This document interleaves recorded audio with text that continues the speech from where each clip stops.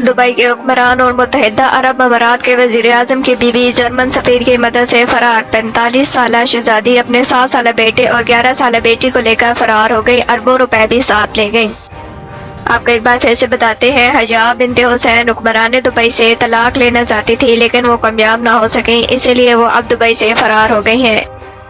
हया बिन्ते हुसैन दुबई से फरार होकर जर्मनी चली गई हैं और अब वहीं रिहाइश इख्तियार करना चाहती हैं। उन्होंने जर्मनी की हुकूमत से सियासी पनाह भी मांगी और सियासी पनाह की दरख्वास्त जमा करवाई।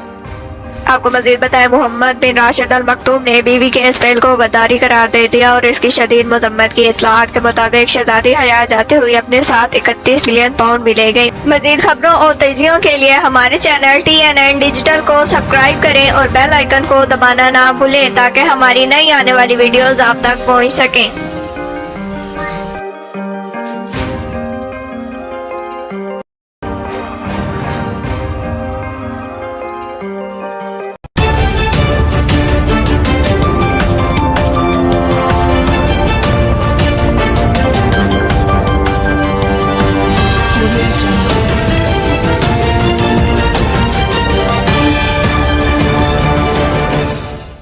TNN Digital